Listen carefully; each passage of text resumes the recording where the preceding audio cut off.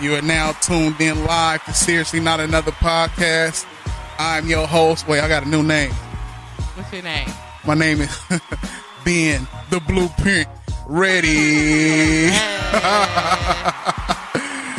Oh my God. Joined by my beautiful, intact, ready for combat.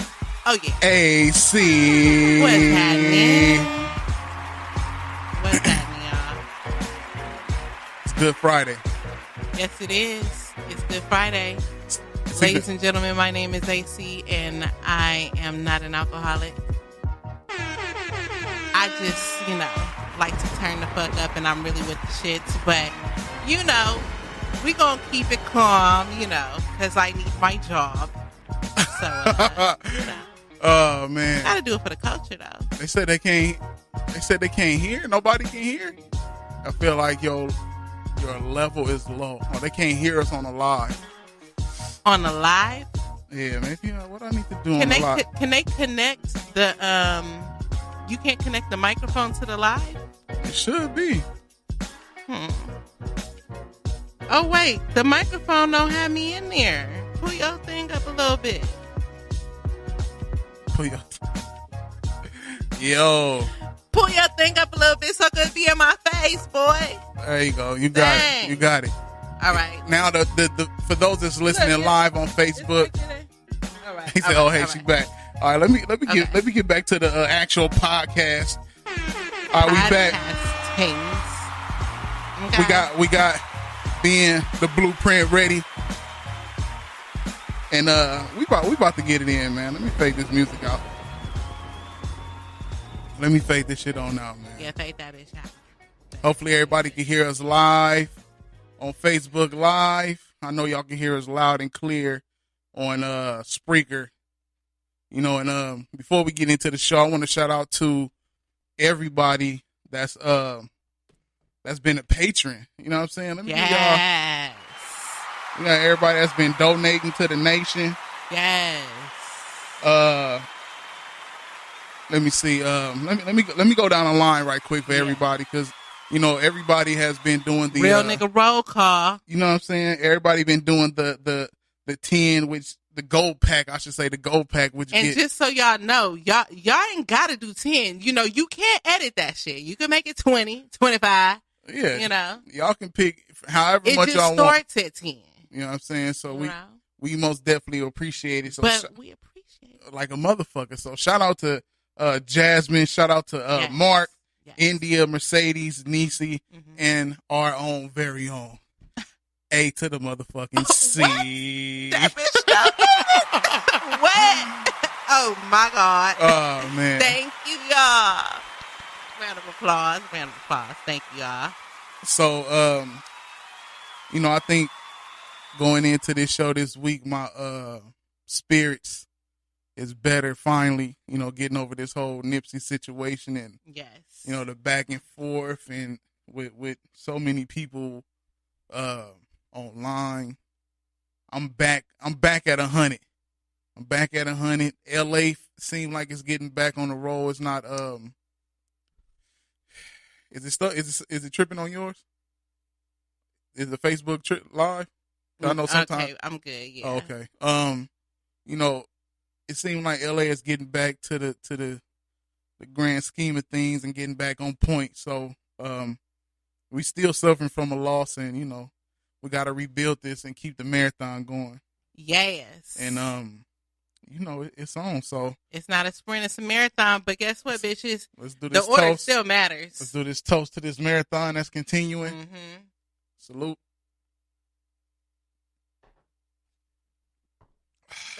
Shit. Lord, I'm gonna chase it with some Coke. Coca-Cola? I'm a cokehead now. Shit, that shit was strong. I'm just switching habits. So, yeah. Let's get straight into it. What's up with your Hans shit? What happened? He's saying no sound. Is it him or is it everybody? He said it again. I mean, it should be sound.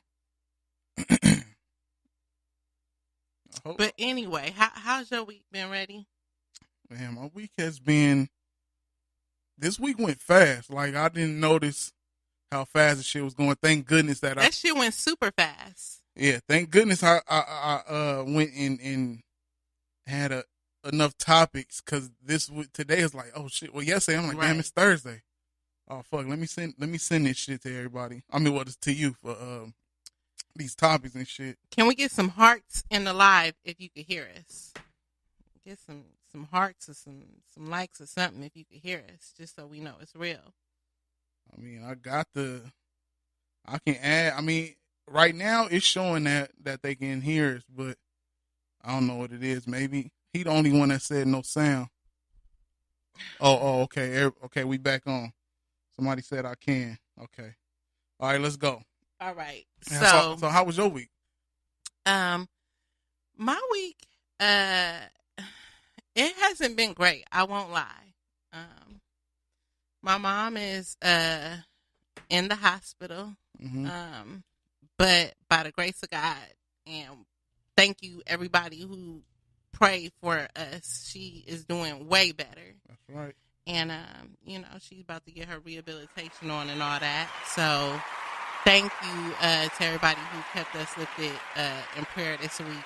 That shit worked tremendously. So, but it was just a rough week, Dad, and then my birthday's next week, and I'm supposed to be going out of town, but just trying to get child care arrangements set up because Nia was supposed to be with my mom. So just trying to basically get everything together. But right. But beyond that, and then I dealt with the saga of that whole, PE situation. Okay. Yeah, that it's like this never ending thing. So, but one thing I can say is that, I know that when it rains, it pours, but at the same time, it builds character because it lets me know that I am still strong as fuck because I'm able to do all this shit. Just the fact that I'm here today, after just leaving the hospital, making sure mom was good, Nia's good, now I'm here. I gotta toot my own horn sometimes. Like, I think I'm a pretty strong individual, Yeah, I mean, it's they said I'm low. We always adjusting and weathering the storm is great because it's just another win under your belt, right. and it's preparation for the next bullshit that come our way, And it's gonna come. Yeah, man. It's gonna come. Unfortunately. Am I better, Dice Tucker? Is that his name, Dice? Dice, yeah. Dice. All right, well. So, you want to get into these tis naives or not? Yeah, let's get into them. All right. Friday fuckery. That's what the niggas and bitches live for. A man allegedly killed his girlfriend for staying out overnight. He was 24. She was 21. He was in his feelings, because the bitch stayed out overnight. And he strangled her, choked her out in the bed, left her for dead. And are you fucking kidding me? No, I wish I was, but I'm not. And so he turned himself in, and they charged him with murder and manslaughter. I'm not sure how that works because that seems like an oxymoron. Like, either you murdered a bitch or you manslaughtered a bitch. But whatever, he got both. So apparently the neighbors said that, their relationship was hot and cold. Like, I don't know. I guess my thing is first of all, is it allegedly if a person admits to a crime? Hell no. If a nigga, if I say, yo, I killed that motherfucker because X, Y, Z. Then it's not allegedly. There's no allegedly. Like, I did it. Okay, so this nigga did that. And by the way, if anyone's curious, they're Dominican, I think, or Puerto Rican or something like that. Mm-hmm. But the topic behind the topic, like, do we sometimes ignore red flags? Oh, man. Because if it was hot and cold, then I'm sure there's been a history here of some, situations. I don't know. Yeah. Well, a lot of a lot of people ignore. It was this post I did today where this woman, you know, was beat her dude, like beat the dog shit out of her. I saw that. That was awful. Like that was like a beating of somebody who just killed, you know, your mom or did something to your kid. Like that's not a beat down of somebody that loves you. Right.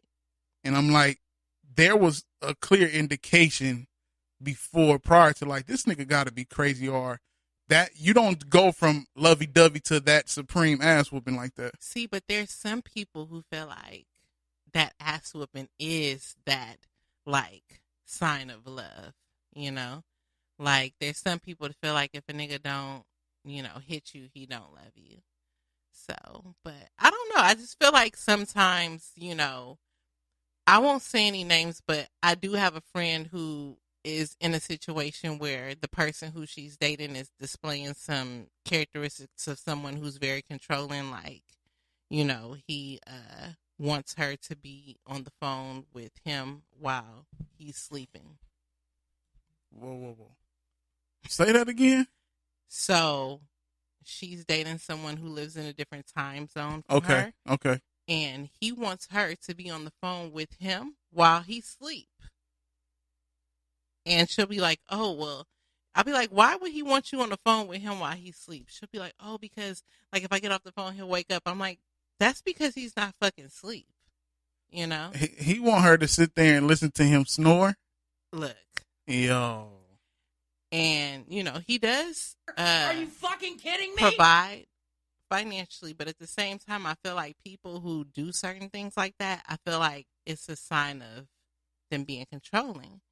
And there are definitely red flags. And I feel like sometimes women ignore them because, you know, the little perks that do come with dating people like that, like the monetary things, or, you know, you feeling like a nigga cares about you because he's so pressed, can sometimes cloud your vision to the fact that, yeah, this nigga's crazy.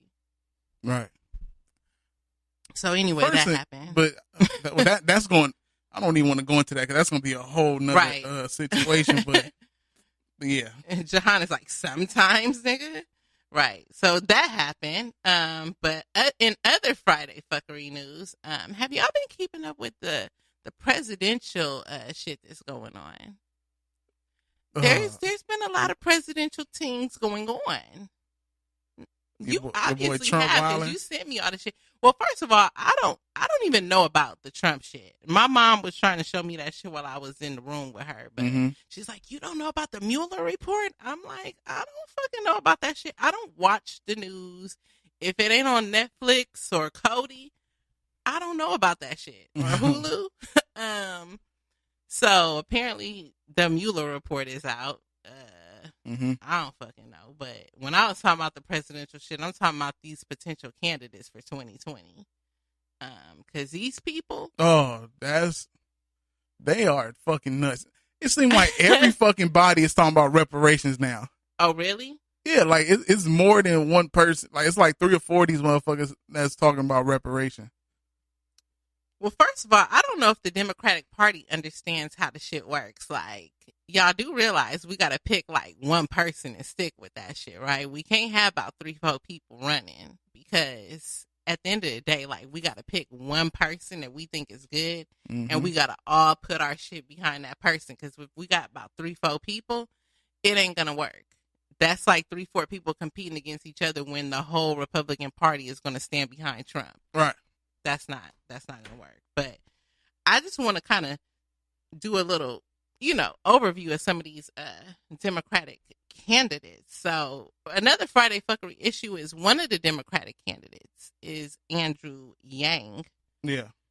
He's one of the Yin Yang twins, in case y'all didn't know.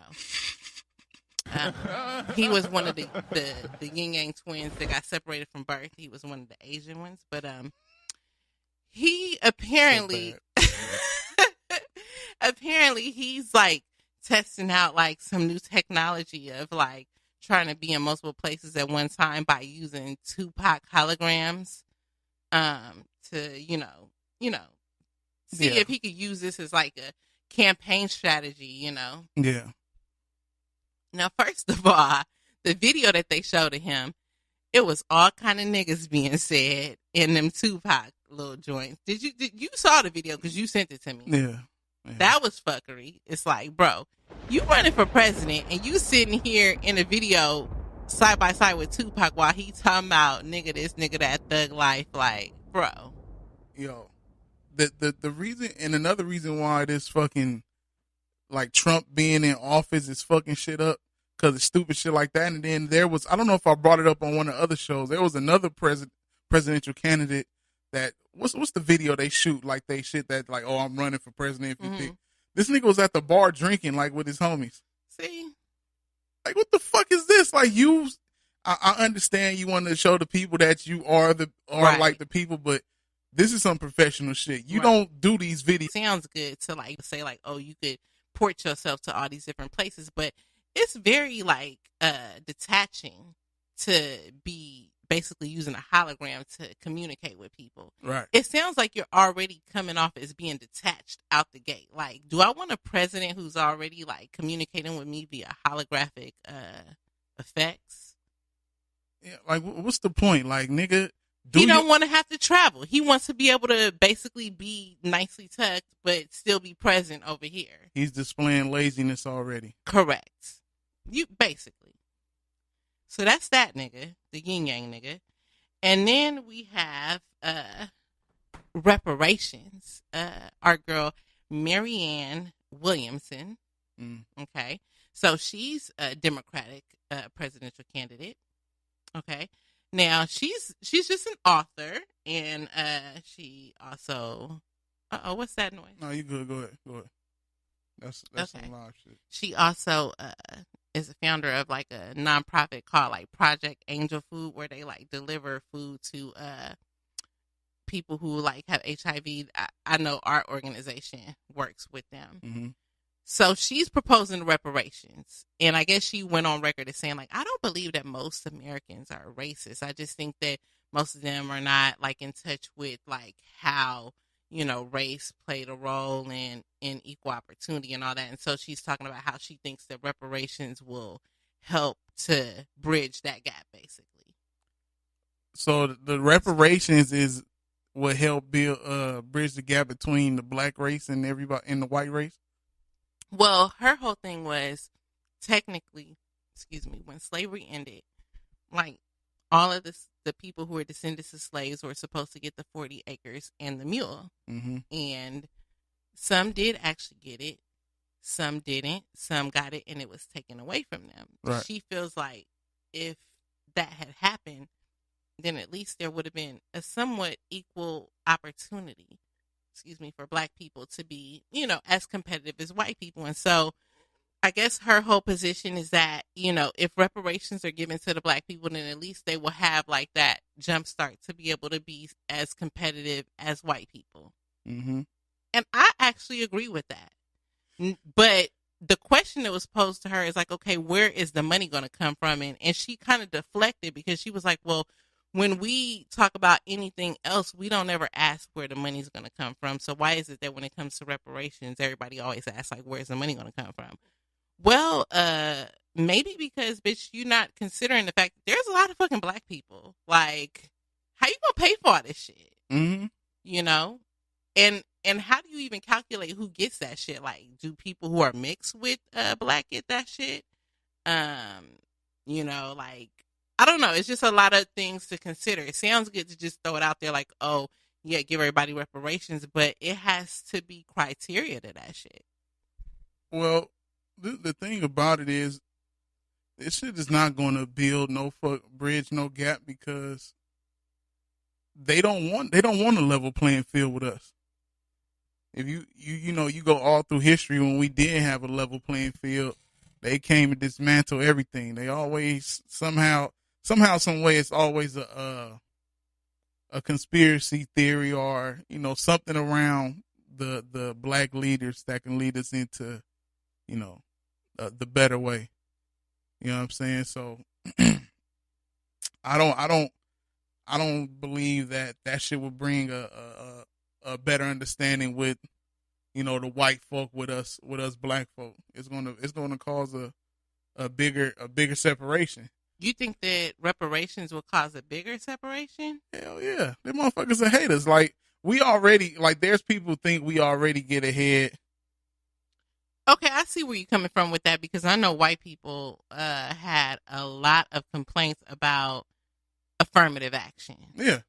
And that wasn't even like some tremendous like advantage. That was literally just like, okay, we recognize that black people don't have the same opportunity, so we're going to basically say that, they can, you're not live anymore. Yeah, it's tripping. It's coming back up right now. But basically, saying like that they'll get, we'll get the same consideration as them. Right.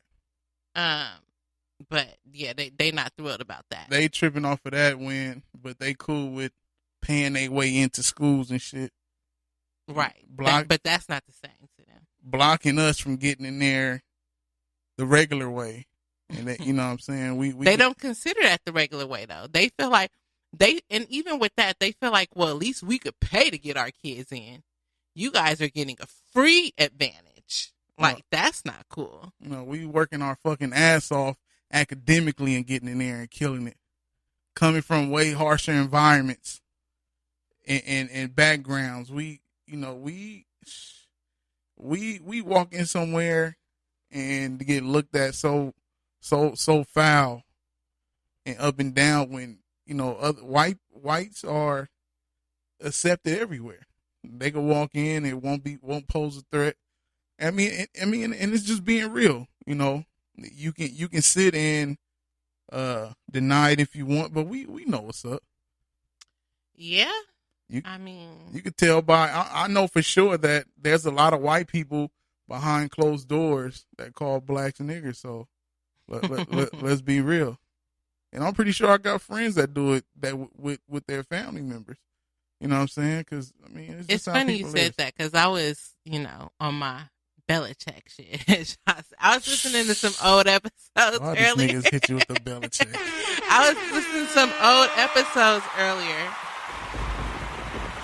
Which one was it I was listening to? I want to say, was it the crack theory or maybe, I don't know which one it was, but, or maybe sick ass. I think it was a sick ass individual one I was listening to, and we were talking about like the whole thing with like Floyd Mayweather and all that with the Gucci shit, and you were like really on my head about, oh, it don't bother you when white people say nigger and all that. Yeah. And I'm like, well, not really. I don't put my energy into shit like that. And so just hearing you say that right now, like, oh, I'm sure I got people whose families say nigger. Like, I don't know. I guess I really realize that shit like that really don't affect me like how it affects some other people. Because I have a coworker that I suspect is racist, and what nationality are they? They're Latino, and on one hand, I could like be on her head or file a complaint or all that, but my strategy was to just completely ignore this person. Like, I just don't acknowledge this person's presence, like, at all. And they don't sit that far from me. And I have been doing this for, like, damn near a week. And the person, I could tell they just couldn't fucking take it. Every time I walk by, I could see them trying to make eye contact. I'm like, nope. And they finally came and, like, started a conversation with me. And I was still cordial, like, whatever. And it really affirmed the fact that people hate to be ignored. Like, as much as people don't like to be checked, I think even more so motherfuckers hate to be ignored. Right. Because they feel like they don't exist or like they don't matter. Mm-hmm. When you clap back at them, at least they know they matter because you gave a fuck enough to check their ass. But when you ignore them, oh, they really bother because they don't get no reaction. So it just like, that's what really reminded me of that episode, and that's how I ended up listening to it. I mean, it's everybody these days, man. It's a lot of people do shit. You just be like, yo, what the fuck is wrong with you? Like, there's a lot of, I have somebody that I've worked with, and they're real like religious. Oh goodness, how religious are they? They super duper religious. Like listening to like old school, Christian music, singing, and they're of the, they were of the brown race. And I noticed that a lot of times when they talk about something with, I'm trying to get it without hitting it. That Right. Okay, like let's just say something similar to LeBron coming to the Lakers. Let's say that this person had a big problem with LeBron. Like, okay, well, what's the problem with LeBron? Oh, I just don't like him. No, I just don't. Oh, I didn't like Kobe either. Now, like, wait. So if you can't sit here and tell me, I'm gonna feel like it's something different than you just don't like him. Right. And it could come to it when he choose to point out particular people he don't like. A lot of times they are of the same nationality. No, they are black. They're black. They're black. Yeah. Yeah. So they usually are black that he point out. So it's like, okay, you could point out, oh, I don't like Mayweather because of this. I get it. I can't stand Mayweather sometimes, but you choose to point him out of everybody. What you over there voguing for the camera? No, I just got in Spreaker, and so I'm realizing that there's a lot of comments in Spreaker. Over there, look like you're doing your Madonna Vogue and Oh shit. my God, nigga, I am not even thinking about this camera. I realize there's a lot of comments in Spreaker. I don't want to interrupt. Look, what they be saying on No Rules? Not to cut you off, nigga, but so B Hop said, hopefully this ends better than the last show. Shut up, B Hop. I ain't never had to come at you like that, but chill, my nigga. Mark, let's go AC. Cool ass dude. I'm in Facebook jail, so I couldn't write on the live. What the fuck you do, nigga? Probably some with some broads or some right, or some religious bash and shit. Yeah, right. That's probably what it really was. B-hop niggas, wow, that's crazy. Mark said, if a nigga pay, sometimes women stick through a lot. Okay, so he was talking about the domestic violence shit. And then Nympho said, the talk I hear is black shouldn't have to pay taxes. That would be dope. Yeah, shout out to Dolly. Dolly brought that up on Too Much Game. Yeah, Too Much Game. And I'm sorry, Dolly, but whatever. OG Iso, what up, fam? That apology was trash. Well, I mean, what am I supposed to do? I mean, apology and then throw the whatever at the end. You might as well not say that. I said I'm sorry, but whatever, because I'm not about to make no whole spiel about the shit on here and we live, I'm sorry, but, this ain't the time or place for a full ass, situation. Talk flirty, they were of the brown race. All right, so we got all those covered. So back to the situation at hand. Don't try to dismiss my apology, nigga. I mean, I can apologize the way I want to. I gave a nigga apology. That's the type of apologies niggas give. I'm sorry and shit, but you make my eggs cheesy and shit, though. All right. Last presidential candidate, Democrat Pete how I say this? Buttigieg? Is it Buttigieg? Because it is a Buttigieg, right? That's good enough. Buttigieg. It's Pete Buttigieg. He's the mayor of South Bend. This is really they really trying it because he is trying to be the first gay president. But that was really a lot of it was no pun intended, but it was some puns there. But yeah, this dude is possibly going to be the first gay president. So that's the lineup we have for 2020. So pretty much we're fucked. I think we got Joe Biden in the running too. So we might have hope.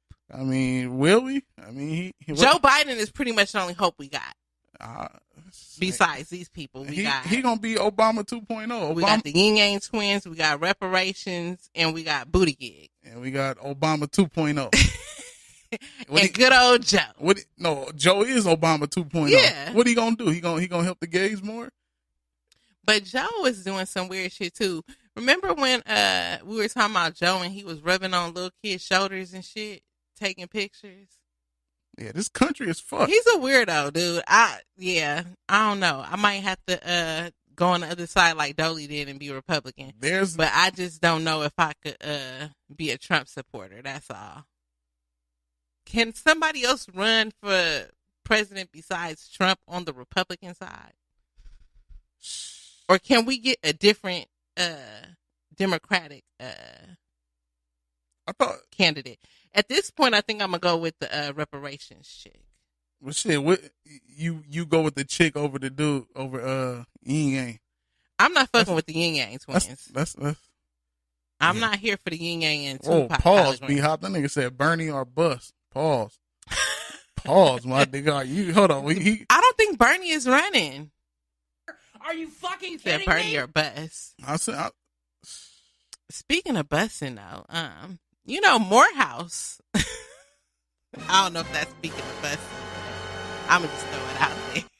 jeez, Louise. 2020 might very well be the end of the world, because you know the very prestigious HBCU Morehouse, which, excuse me, for those who have been under a rock, is a all male school. Mm-hmm. In the year 2020, they will begin accepting transgender males. Are you fucking kidding me? I mean, I can't make this shit up, you know? I can't. I don't think we live again. Are we? Now, I'm lost. I'm lost. Like, I understand a lot of people want to. It's a touchy subject, but a lot of people are doing this. I think because of it's a money thing. Are they hurting that bad? Are they not getting enough black men going to college that this is what they go to? I don't think that's it at all, because Morehouse is actually very known for like producing some really quality people, you know. What did he said he put a meme of a guy kissing a titty and it said mood. I doubt you did only that. I told you I knew it was something that'd be offensive to a woman or offensive to a religious person. What up, Niecy? Shout out. If y'all ain't got Niecy's book, what is it called? Dying for what? Oh, matter of fact, here they go right here. Are we still even live? Yeah, we live. I don't think we live, but if y'all can see, we live on Spreaker. We got Dying to Love Part 1. Yeah.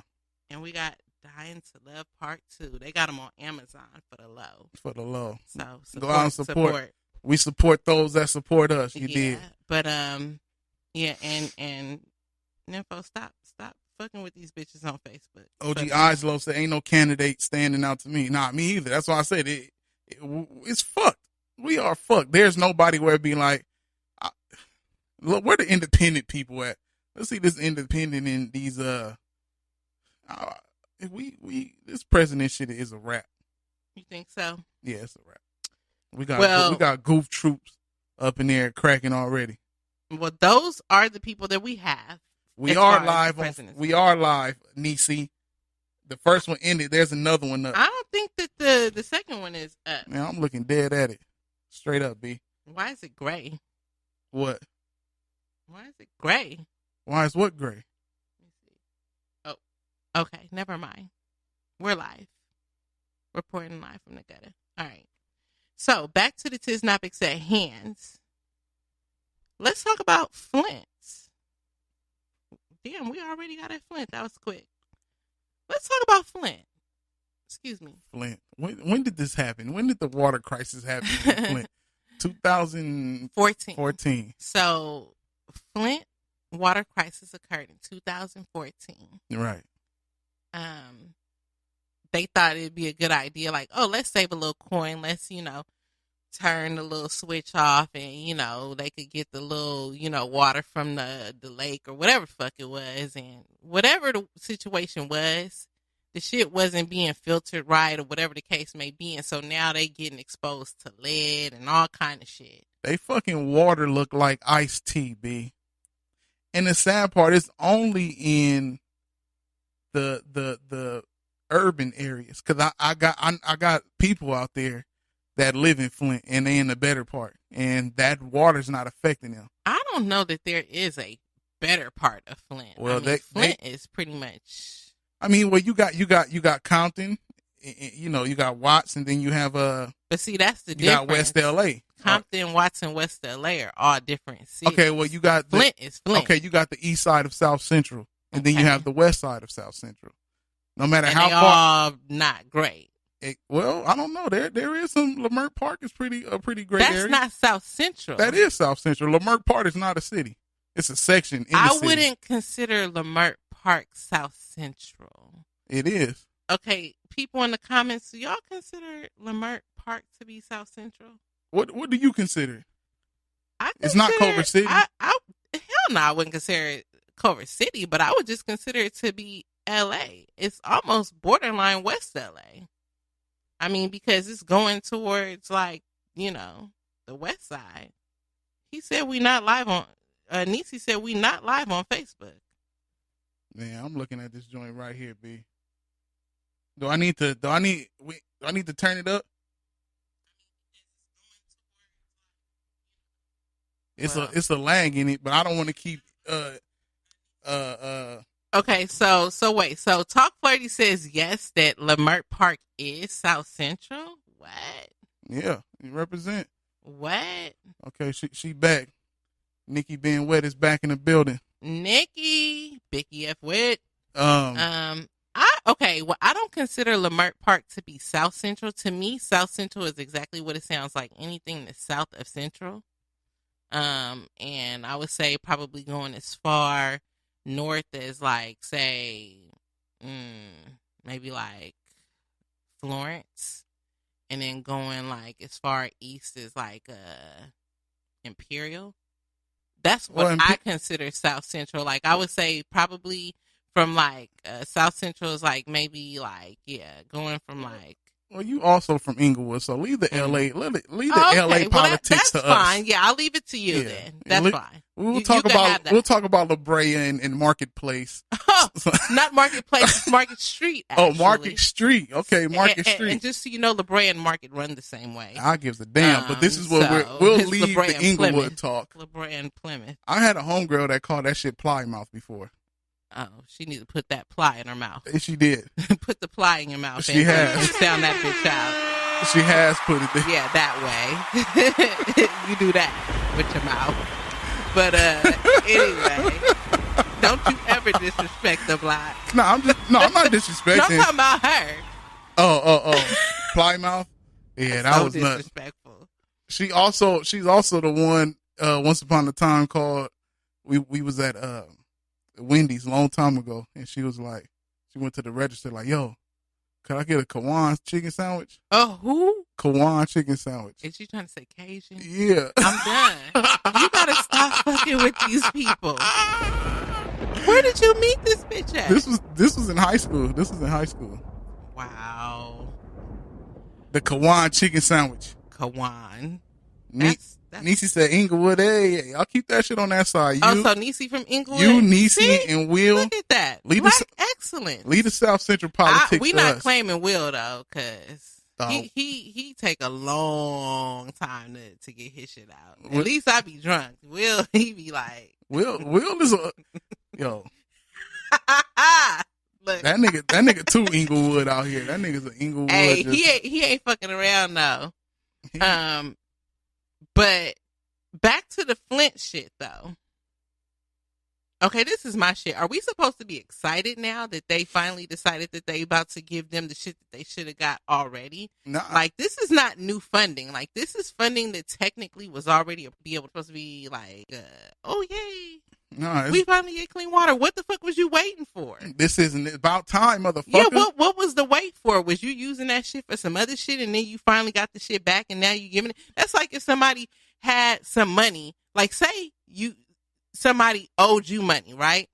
Mm-hmm. They had the money, but then they said, I'm going to just give you half now and I'm going to give you the other half in 2 years. And you supposed to be excited to get the other half in 2 years when I know, bitch, you had all of it 2 years ago? Nah, if you gonna give me my shit that late, I need interest on my shit. That's what I'm saying. So that 77 should be like 100 and something. And on another note, like, at a certain point, I'm like, y'all motherfuckers need to call a spade a spade. Like, why are we still trying to fix this shit? Like, 77 million is not even enough to fix the damage that's been done here. At a certain point, I'm like, y'all need to just call this shit like a mandatory evacuation and cash out the families that are there and pay them to relocate. Because it's so much devastation and shit that has been done. And, you know, it's people who got a lot of health issues and shit. Kids and stuff got different like disorders and shit. They can't focus at school. They got rashes that's unexplained and shit like that. Right. These are going to be long-term health issues that they're going to have to deal with. Like, that 77 million is not going to be enough to fix those problems. So it sounds good when you read the headlines, but when you really like peel the onion, it's not, it ain't going to cover that shit. They need to just scrap Flint and start over. Yeah, because Flint is one of the worst place in the U.S. Like, there's homes in U.S. that cost like $2,000. Yeah, it's been pretty much fucked since the motor industry left, and that was like what, in the 40s or 50s or some shit. You know, it's real bad out there, and you know, it should be what they call a state of emergency. Like, that should have been like, like, you motherfuckers can real quick get that billion up for this fucking wall. You can't billion up that shit out there that's causing people, you know, lives and defects and right. Like, these motherfuckers, like that water, man. That water is something's in the water. That shit is like doo-doo brown. Y'all know what doo-doo brown is. Where my 80s babies at, man? Man, I'll never forget when I went to the Dominican Republic. When we went to the hotel, they told us to brush our teeth with the bottled water. And that was awkward as hell to me. Like, brushing my teeth with bottled water. It took me like half a bottle of water just to brush my teeth. I can only imagine how many bottles of water it would take for me to wash my ass. Yeah, we talked about that water bottle wasn't enough for the cat. You said yeah, I mean, I would have to take a whole bottle and squeeze that shit just to even get started. Like, that's not even for the real wash down, you know? It's going to take a 12-pack. Like, yeah, easy. I need a Costco pack. That's for one wash. I need this shit to be together all the way for the weather.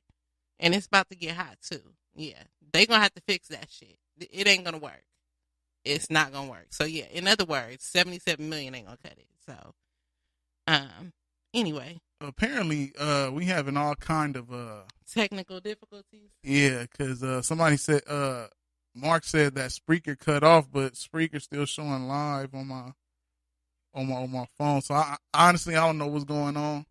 You know, that's why, you know, this week, man, I got to drop that. That's why we need the Patreons. The Patreons. You know, I got to drop that Andre 3000 on that computer, man. It shouldn't be nothing after that. Nigga pay that much for a computer and there's still shit going on. The world is over. The world is officially over. So, do we know if it's working? I mean, right now I'm looking at it saying that it's live on the computer. It's still saying that it's going strong. On Spreaker, it looked like it's split in two. Oh man, I hate when that shit happens. So, do we know if it's? So it's there. Right now I'm looking at it saying that it's live. And it's pretty on. So I hate when it's split in two. I don't like my chicks in twos. You don't like your chicks in twos? No, because these motherfuckers is listening to fucking ads right now. They can't even hear this shit I'm saying right now. Oh shit! And I know this because I'm listening to an ad right now. It says your episode will be right back after this ad. Yo, they got to listen to it. We gonna get paid. Yo, y'all gotta listen to it and deal with it. Fuck it. Take one for the team. And it's weird because it's like they both live. The first one's live and this one's live. I don't even know what's happening right now. Well, we'll have to see what's going on. But anyhow, the Flint, Michigan crisis. Well, I mean, that's pretty much the 77 million. But when are they going to start? They got the money. When are they going to start building or whatever the fuck fixing this problem. Like, if it took this long just to get the money, they're going to take half that time, which is another, 3 maybe years until shit start working. Like, how many more people going to be affected by all this bullshit ass lead and rust? And I don't know, but at a certain point, I also ask myself, why do the people that live there be so pressed to stay there, knowing that it's in this condition? Now, granted, I understand, like, when you have a history somewhere, because that's how I feel about Inglewood. I've been in Inglewood since I was 4 years old. Like, that's my heart. mm-hmm. But let this motherfucker have some shitty water or some fucking water up to the rooftop. I'm out this bitch, and I'm not turning back. I mean, well, it is one of the poorest cities, so us out here, like us out here. With the Hurricane Katrina people, like, they kept telling them like to evacuate or whatever, and they didn't want to leave. And then when that Hurricane Katrina shit happened, it was like, of course they wanted to help or whatnot. But it's like, with the Katrina thing, it's totally different because they had warning. Now, granted, it was a short notice, but they did have warning, and then they had someone who was like willing to give them a way out. So it's kind of hard to sympathize in that area where you were forewarned and then you had a vessel to get out and then you still chose to stay. But with the Flint people, I kind of feel very sympathetic because it's like they don't have someone telling them like, okay, you know what? We got the 77 mil to fix this shit, but if you want to just fucking leave, here's 20 racks. Like, I'm not seeing that as an option. No, I mean, for one, Flint is heavily, and I hate to keep sounding pro-black on here, but Flint is a African American. Why you keep? First of all, city. I'm sorry to interrupt you, but this is the second time you said that. Why do you hate to sound pro-black? Well, this podcast is not that a pro-black podcast. So for me to keep forcing it down people's throat, like if this was a podcast to be pro-black in, yeah, that's different. But this podcast is not a pro-black. You don't think this is a pro-black podcast? No. Nah, hell no. Not when you sitting here, you nigga being called niggas and shit don't affect you. Hell no, this ain't no. You keep saying that the wrong way. You just said it. I am not saying it in the way that you're implying it, though. You said what I'm saying is that I don't give them the energy when they say nigger. So if somebody call you nigger, you just like, oh, what whatever. I'm saying is that they don't matter that much to me. So them thinking that them calling me nigger is going to impede my ability to still be fucking excellent, black excellence all day long. Mm-hmm. No, I'm not giving you that energy. So that is absolutely a pro-black movement. Ignoring somebody calling you nigger. So who are you? I'm giving not the energy saying to? that I'm completely ignoring it, but what I'm saying is that the typical response, and the one that I think that you were kind of expecting, like if someone calls me or anyone a nigger, would be to pop the fuck off on them. Mm-hmm. But what I was saying is that I don't want to do that because by doing that, that's going to validate what they're saying. They want me to do that because that's the whole reason why they called me a nigger, so that I would do that to validate what they called me. So what I'm saying is that as opposed to doing that, I would rather take a different approach because then it's going to make them have to act like the nigger. You understand what I'm saying? I'm not going to give them the satisfaction of taking me out of my character so then I can validate what they already think. That's what I was essentially trying to say, and maybe I didn't do a good job of explaining that. So, well, that's the exact what Martin Luther King was trying to do. Like, no matter how much you motherfuckers doing this and that, see the difference between me and Martin Luther King is that Martin Luther King was fighting for equality. Mm-hmm.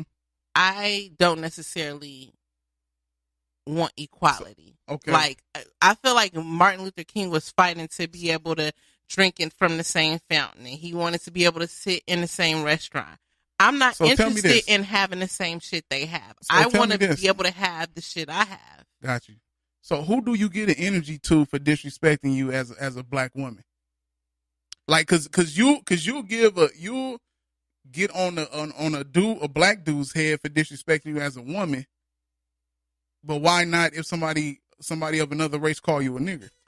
But even with that, like, I think the reason why I get on a black man's head more is because I expect more from my black man than I do from them. You know what I'm saying? Because if anything, I expect my black man to be my protector. He's supposed to be my king. He's supposed to compliment me. He's supposed to fucking, be the one to uplift me when they don't. You know what I'm saying? So if these motherfuckers ain't for me, at least you supposed to be for me. So it's like, if you can't do that, then yeah, what the fuck, bro? So on the other hand, yeah, we should be doing that too. So on the other hand, women. So as on the other hand, a black man could be like, well, see how you quick to jump down my throat, but you're not jumping down to other people's shit, and that's why we have the back and forth between the black man and the black woman. That's what it comes to. If you're not willing to fight for yours or to give them the energy, there has to be something like there. So there's no repercussions. I'm not saying that I would not fight at all. I'm just saying my choice of response may not necessarily be full on pop the fuck off. And honestly, I can't even say that with certainty because I've been blessed that I haven't been put in that situation. Mm-hmm. And part of the reason why I haven't is because I don't really put myself in situations for that to happen. Because I don't really be low-key fucking with them like that, other than when I really have to, like at work. Well, you know what I mean? That's where it would happen at. It would happen in the professional field. It won't happen at. But that's the thing. If it happened at work, I definitely wouldn't get ignorant. I would take the professional route because you're not about to make me lose my fucking job. Like, no. If they disrespected me and called me out my name, I'd be like, oh, okay. All right, that's how you feel? Noted. And I'm about to go and report your ass. Now, because I'm not about to sit here and be like, oh, I'm a nigga. Da, da, da. No. Like, especially at work. You'd be more likely to get me out of character in a general population than at work. That's just me. But look, whatever. Most definitely. I know somebody that did react professionally with it, and the person came up to him like, "Hey, what's up, my nigga?" The person wasn't black. Mm-hmm. It was a Hispanic person that came up and said that in a professional setting. Mm-hmm. That ain't what you say.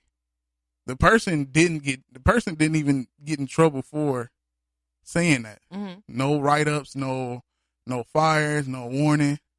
You know what I'm saying? So if they don't see you reacting a certain way, it's like, oh, well, we'll just dust it off because you're not reacting to a point to where you're showing you mad. Like, you brought it up, but it's like, whatever it is, it's whatever. I understand people do that. If you brush it off your shoulder, they'll brush it off your shoulder I'm too. not saying that I wouldn't say anything at all, but I'm just saying I'm not going to respond violently in the sense of like, oh, I'm about to whoop your ass because you call me a nigga, because that's what they want us to do. And by doing that, they're going to be like, see, I knew you guys were fucking crazy ass monkeys and shit. Like, no. Because that's the reaction that they're trying to trigger. So I'm definitely going to say some shit because my mouth is sharp as fuck. Like, but it's not going to be in a manner where it's like, oh, nigga behavior. It's going to be like some fucking, oh, this bitch is smart, but she's fucking talking shit. And that's the thing. It's going to show that they're the nigger because they're going to be sounding dumb as fuck. That's the reaction that it's going to be. But anyway. Reverse psychology. Yeah, it's gonna be like, oh, so I'm a nigger, huh? Oh, okay. Like, I mean, I'm not gonna reiterate the whole thing here because I would have to really be in the mode to really like have that shit be authentic. But like, exactly, Nikki, it'd be some nice nasty shit. Like, I fucking eat your ass alive and have you feeling dumb as fuck. Like, you picked the wrong bitch. Nikki, nice nasty, huh? Oh Lord. That's how you feel about that one? You gotta be nice nasty. Nikki F. Wet of the Talk 30 podcast said you gotta fight it. You gotta be nice nasty. I'm gonna have to talk to her about nice nasty. What exactly is nice nasty? Is that like the commercial where the person be like, you lent liquor? You remember that gun commercial where they was cussing but they replaced the words? What is nice nasty? Tell me that. I need to understand, but neither here or there. You know, it's I actually talked about that, and this ain't even a topic, but I actually talked about the next step of how do we handle racism, you know, from this day forward. You know, motherfucker call you out your names and racial slurs. You turn the cheek. Haven't you been seeing all those videos where people have been approaching black people, like say in like the gated communities, for example, and they're like, "Oh, you don't live in this building. Show me your keys or show me, you know, your thing to show that you live in this building." Those people in those videos were not doing what you're basically questioning me or suggesting that I should be doing. The way that they are approaching those situations is essentially the way that I am saying that I would do it. Like most of them would be like, "I don't have to tell you where I live. Like, you know, like, bye, you know." And then the people will usually get pissed. They be like, "Well, what do you mean? I live here and I want to know where you live. Like, you have to tell me." And then they'll be like, "I don't have to tell you shit. Like, get the fuck out my face. Bye." And then they'll keep following them like, "Well, just tell me now. I'm going to call the police." Like, and then they'll be usually harassing them before you know it. Now they looking fucking crazy and all that. And so that's basically what I'm saying is like, when you conduct yourself in a certain way where it's like you maintain your composure, you might like say a little cuss word here or there because they just fucking crazy. But for the most part, you still maintain your composure and you're not doing anything wrong. I mean, they can't really say shit about you. I seen a video where the dude was like in the pool at his own, or I don't think it was his apartment building, but I think he was like visiting his friend's apartment building or something. Oh, the two black dudes. Him and his son was in the pool or whatever. And this lady just randomly took it upon herself to come up to him and ask him and his son why was they in the pool and who was they there with and all this stuff like that. And he was showing her like, "I have the key to the pool. Like, obviously I didn't break into the fucking pool." But my thing is like, if we were to just always respond violently to every time somebody addressed us, we'll be dead motherfuckers too, though. You know what I'm saying? Like, it has to be a balance. It's like, on one hand, like, you can't just completely fucking fold, but on the other hand, you can't just turn the fuck up every time somebody call you a nigger or approaches you on some racist shit, because if that's the case, they just basically validated, "Oh, I was intimidated," and pop your ass. Because that's basically what they want to do. They want to create a scenario where they have the alibi for why they fucking popped you. Well, shit. The stand your ground shit. They ain't even. Well, they can't do that out here. That's only in the races down south in the south. They damn near making it to where that shit is acceptable every fucking where. You know, it's unfortunate, man. It's just What? My nigga Will is in the building? What's happening, Will McLean? Well, we was just talking shit about you not too long ago. Yeah. Took your ass long enough to get here, nigga. Only took you like an hour, nigga. Hey, wait. Hold on, wait. Not to interrupt you, though, nigga. Wait. not, I'm gonna let you finish. Yo, that shit is nuts. So we coming up at the halfway point. The fucking marathon still continues. Yeah, dude. I got some Nipsey to play. Oh, can I say one thing about Nipsey? Yeah, go ahead. Well, I got two things to say about Nipsey. Go ahead. First thing I'm gonna say about Nipsey, did y'all know that the dude who was at the shop when Nip got killed, the dude who had just gotten out of jail or whatever, that now he got arrested?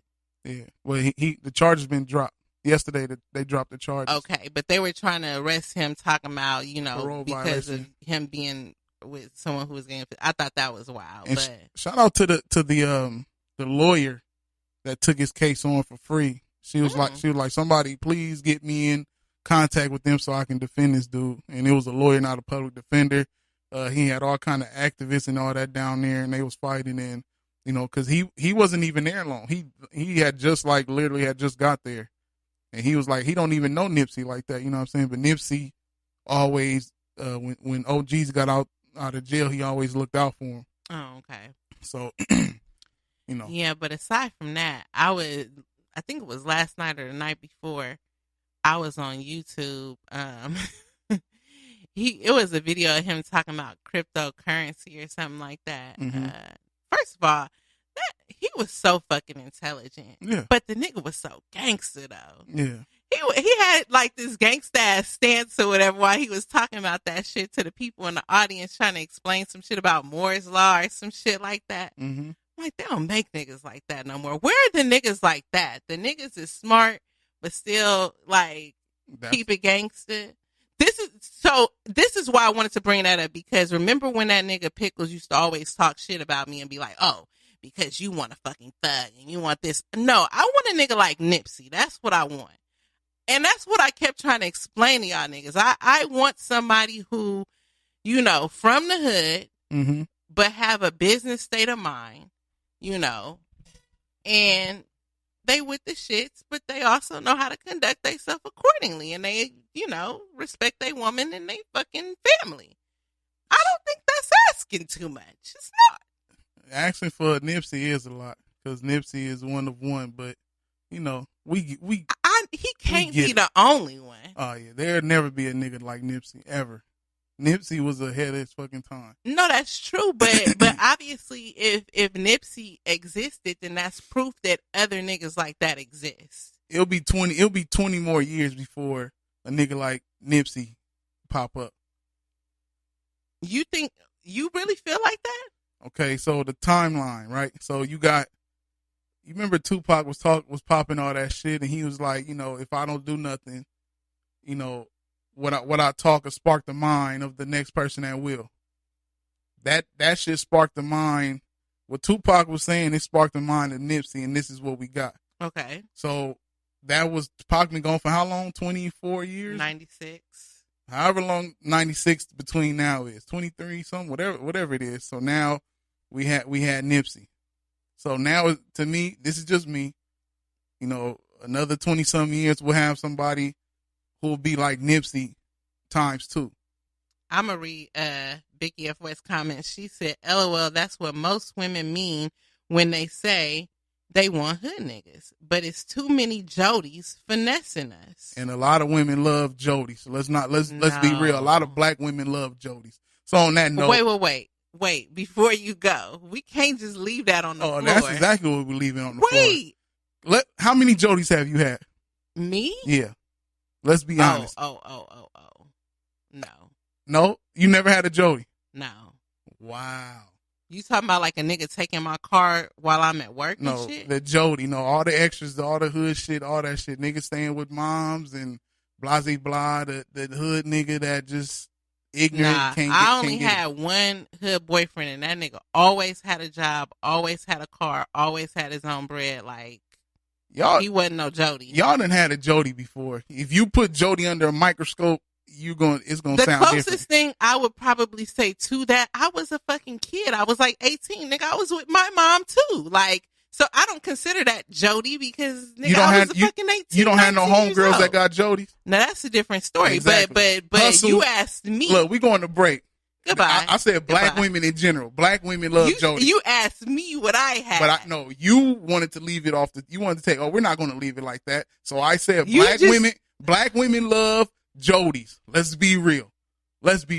On that note, hustle. Petty. The hustle way.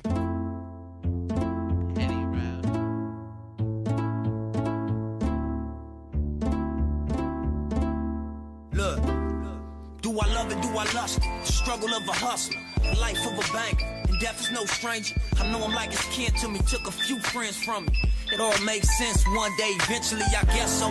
Granny said it happened and it's meant to be, just let go. But I can't, this shit keep itching me like them niggas out of line, how they came through. Shot him in his face, point blank, left his brains blue. Now who gon' go for him? Probably be the same crew. And banging is your religion, it's like a sin not to. A lot of niggas ain't cut from that same cloth. Then I give them space, gotta play it safe. Cause hard niggas turn holy when they catch a case. I still bark real talk, I never fake. Wild pork late night, still chop beef and grind with the homies, serve dimes with the homies. From dope spots, speaking out blinds with the homies, still looking for a better way. The smokers keep coming, dropping work, and they buck another day, another dollar to make. And I'll be on the block all night grinding, I don't take no, I bring the slide. All day grinding, I don't take no, I bring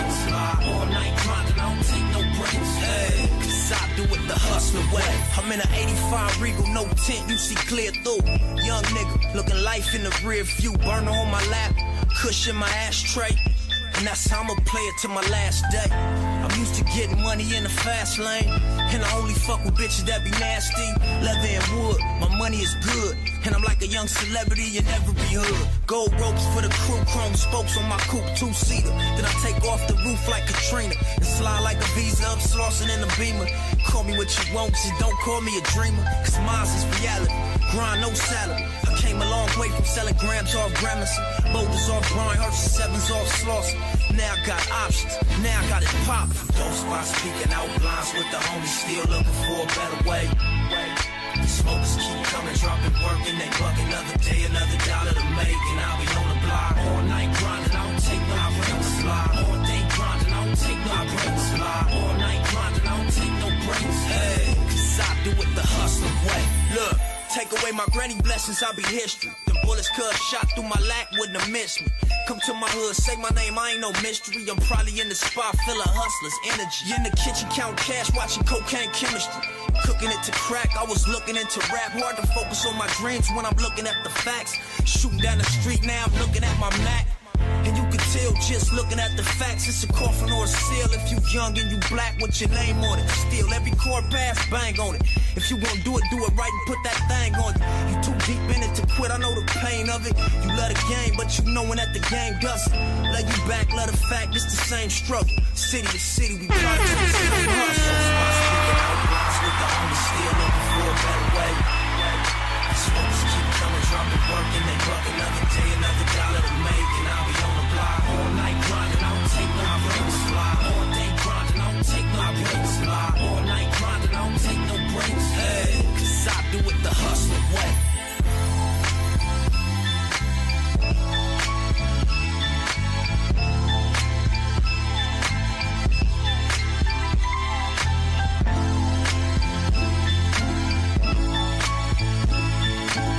She said a Cardi B. She said a Jody version's Cardi B. That's funny. What's up, Trisha and Alive? Yo, we are back. We had an interesting topic off air. We were saying what's the female version of Jody off of Baby Boy? And what's the female version of Nip Hussle? I don't know if it is a female version of Nip Hussle. And you motherfuckers better not say a female version of Nipsey. Yeah, y'all females better not say Beyonce. Nah, a female version of Nipsey. Ooh, that's hard. Listeners, y'all got some homework. That's hard. A female version of Nipsey. It ain't. I don't think it ain't one. It ain't. I mean, like in our age group, basically. Oh, anywhere. Just I don't think it is one. That's hard. It could have been Keisha Cole, but she fell off. Hell nah. I mean, just on the hood aspect, because no, not even close. But mindset, no, she's nowhere near that. I don't know if it's a female that on that level though. Okay, Niecy said a Jody can't be a chick who making money though. Definitely. So she said Ava DuVernay. Who is that?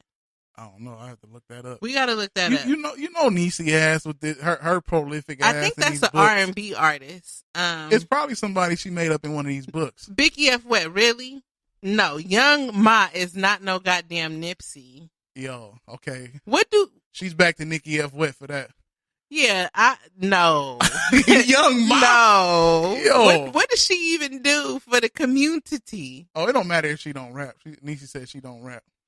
Well, when we say Nipsey, we just mean like obviously somebody who like, represents their community well, makes good investments, got some swag about them, prolific out here. I think I'm the female Nipsey. Let me find a fucking soundbite. Do we have a soundbite? Are you fucking kidding me? Look, I just got to get enough bread to make some investments. I used to rap, and I do it for the culture. I mean, look. I never heard a bar from you, though. Can we get a bar? I did give you a bar. Where? Let me hear that. You no. did. You did. Scared the fuck out of me when I was young. When I first met AC, was I 16, 17? I was somewhere in there. And I said it before on the show. AC had the most gangsterous rap verse I ever heard in my life. I felt like that nigga Sean when old girl was doing poetry on "Don't Be a Menace." Dang, Biggie, stop laughing. Yo, She about to kill the screen with all the laughter. yo. We got to look up Ava DuVernay because Niecy about to get on our heads. Hold on. So We she's need to saying fact Ava check DuVernay is the female version of. Ava DuVernay. Is it the female version of Nipsey? or- Okay. Oh, yes. Okay. So this is the one that I was talking about a few weeks ago where she's now like the ambassador of Prada or something. So this is her right here. She's an older lady. Okay. She got the dreads and her hairline still intact. yeah, she got edges. but- I had a right? conversation earlier. Okay. So she is she directed Selma. Oh, so And she must be the female version of Nipsey then. She was the first black female director to have her film nominated for an Academy Award for Best Picture. The first female. First black female. Oh, okay, first black female. Oh, she also was nominated for an Academy Award for Best Documentary Feature for the film 13th, the Netflix documentary. Oh, okay. The one about the Okay. how Yeah. prison is basically like modern day was like- slavery. It was like dyed hidden colors. Say that one more time. It was like a dyed hidden colors. You seen Hidden Colors before? I wouldn't say that it was a diet Hidden Colors because Hidden Colors I feel was like Hidden Colors is all over the place with it because they kind of touched on a little bit of everything, and I feel like 13th was very specific about the prison system. They touched on that before that. Who? The Hidden Colors. It did. But you know that's why I say it's a dyed one. Like it's more. It's specific to that subject matter. But 13th, I would say, definitely covered that subject a lot better. And I didn't even know that they considered that shit to be modern day slavery shit. Hey, Niecy, wow. She said, nigga, she 46. What did I say? She riding for her. Wait, what? She said, nigga, she 46. LOL, we can't see. She doing the film on Central Park 5 too. Oh, okay. Yeah, but and as far as community shit, okay, we give her that. Okay, so we got the female version of Nipsey. Kinda. I don't know if that's still that's close. I won't say close enough. It's a good runner up. It's a start. It's a good runner up. It's a start. Right. Now to give us the female version of Jody. She said, I think Nicki F. West said Cardi B. Somebody said Cardi B. Okay, but so Cardi B is like a boss. Like I don't know. Well, yeah, I wouldn't consider Cardi B to be Jody. So maybe Cardi B before the stripper. By Jody, Cardi B. We're talking about the one who basically don't have their own transportation, using other people's car, live at their mom's, and be at people's fucking house. I mean, I don't think that we could name someone popular, but I think we all know someone like that. And I don't think we want to say their names, but I think we all know someone personally who is Jody. And we all know the person like old girl on there that continuously taking back, even through all the fuckery. Like let's not leave that out.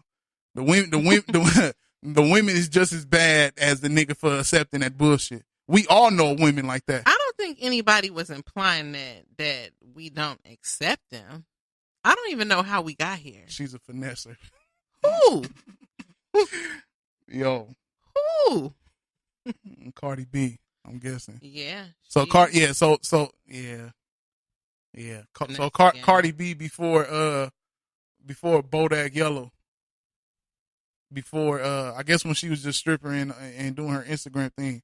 Let's say Cardi B with the fucked up grill. That's her. That's the female Jody. No? Nah, I still don't feel like that. if I was gonna choose one of these like love and hip hop people to equate to like a Jody, Y'all playing Jody.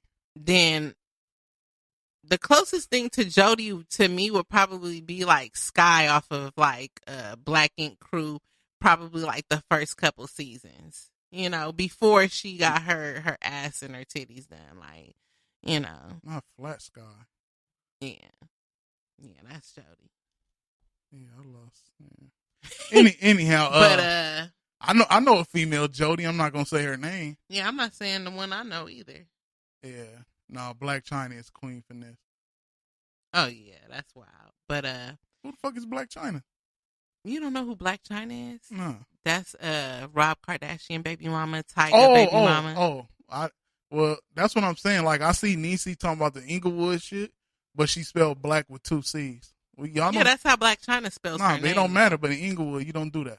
What? You got to put the C after the K in Inglewood. You from Inglewood. Whatever. If you don't knock it off and leave us alone. Y'all some fake Inglewoodians. Where my nigga Will at? Excuse me, we just know how to fucking spell, nigga. Where my nigga Will at? So you know how to spell, you won't put the C after the... We're spelling that woman's name the way her name is actually spelled. Y'all know that ain't how y'all spell black. But go ahead. Let me ask you something. What was I about to ask you?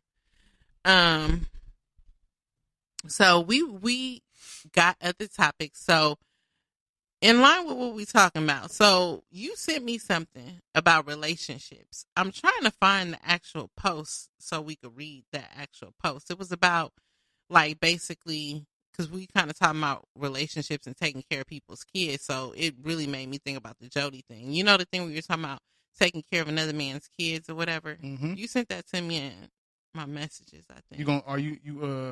You want to read that off? I mean, I can. Okay. Here it is. It's not that long. So y'all listen real quick and tell me what y'all think about this. I will not fight a man over his own child. So goodbye, little man. That intro is already dramatic. And why is it all capital letters? I know. I'm like, it's already dramatic. I will not fight a man over his own child. So goodbye, little man. I met a woman in a restaurant 4 years ago, and we exchanged numbers. She was a single mother of a 4-year-old son. During our time dating, I took her son to space camps, outdoor camping trips, Disney World, SeaWorld, etc., teaching and showing him different aspects of life. Now he is 8 years old, and 6 months ago, the boy's dad was released from prison, and he started spending more time with his son, and the next thing I know, the little boy is being dressed like a thug, sagging pants, gold chains, etc. And the little boy started talking like a thug, saying all these new slang terms. One day, when he dropped off his son, I confronted him and I asked him to stop allowing his son to take on that image. He was like, so what you want to do about it, partner? I'll go back to prison for mine. She was there and didn't say or do anything about it. At that point, I was out. I wish little man the best. Shaking my damn head. In capital letters. About to mess up this boy's life before he has a chance at it. Your thoughts? And here go a picture for those that's on live. This the picture here of the little boy. The little boy. You see, he's actually dressed like a young. Well, I don't know, one of these little rappers. He throwing the middle fingers. And how old? Did he say how old he was in there? 8. 8 years old, throwing the middle finger up. Come on, bro. They got the broken heart over his face. Yeah, they didn't want to put his face out there. He a blood. But I don't know. So they never really said. Did they say if him and the girlfriend broke up? I mean, I don't think I saw that. He said he was out. It didn't even say anything about him and the mother's relationship. It just went straight from him being in the son's life to the father getting out of jail and getting back in the son's life, and the mother not doing or saying anything about it, and then him just being like, all right, I'm out of here. Right. So that's a little confusing. It's like, okay, was he out of there just because of what was going on with the kid, separate from their relationship? Because that's kind of what it sounds like. It almost sounds like it wasn't even no issues in their relationship, but because of what was going on with the father and the son, he's like, you know what, I can't deal with this. I'm out of here. Well, what I got from it was he probably was like, if you cool with your son acting and, acting this way and, throwing these middle fingers up, like, this is what you're about. Obviously, I don't know you enough. You're not who I thought you was. Because even if I wanted to be with you, down the line, I don't want you to have my son looking like this or my daughter acting this way. So I'm out of here. Because believe it or not, a lot of people base who they're going to be with on their parenting skills. Exactly. Absolutely. Exactly. So for her to sit there and not say nothing, like, you cool with this middle finger throwing up, like, that's not cool to me. Like, throwing up middle fingers in pictures is so, like, 90s. I'm actually shocked, though, because I'm actually shocked that that's why I'm so confused, because I'm shocked that the little boy would so quickly gravitate to this shit, too. Like, how do you go from going to, like, space camps and, all this different shit to, like, this dude getting out of jail and just exposing you to a little taste of some shit, and you just overnight just turn into this little hood rat kid? Because I would almost even think that the kid, because, like, say, like, Nia, for example, like, if I was to try to do some ignorant shit like that with Nia would probably be like, you're not supposed to do that. Like, you're supposed to pull your pants up, mom, or some shit like that. Like, she wouldn't, like, just immediately, like, follow suit. Like, oh, okay, this is what we doing. Like, because I guess what I'm saying is if you have been exposing a kid to certain things, then after a while, that kind of becomes the norm for the kid, too. So I'm kind of trying to figure out why did the kid just automatically fall in line with this. I don't think it probably happened like that. I mean, it probably gradually happened. He said that the dad had only been out of jail for like 6 months. Well, that's enough time to change.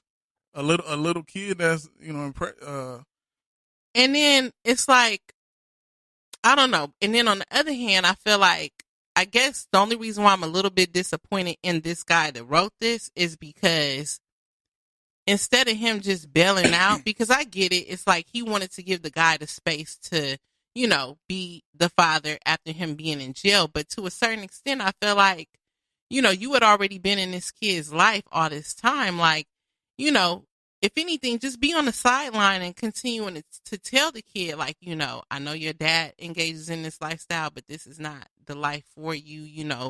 This is, the things that I showed you and stuff like that. This is the kind of life that you want to have. So you can still love your dad and stuff like that without having to engage in this type of stuff. Like, he could have wore those Jordans and stuff like that, and even his little belt, without having to have the whole little swag and shit on.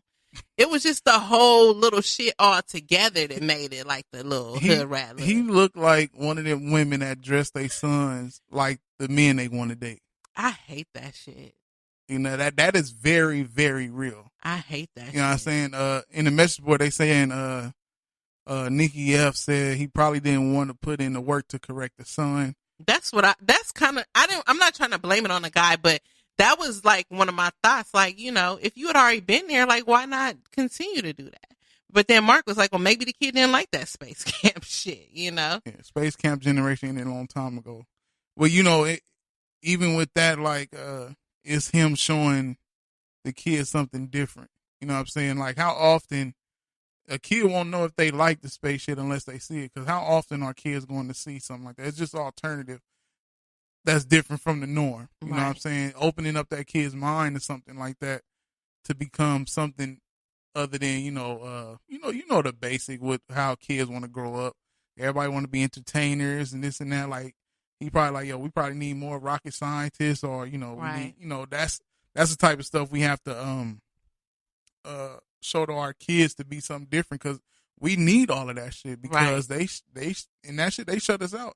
A lot of people are intimidated by the amount of time it takes to be that as well.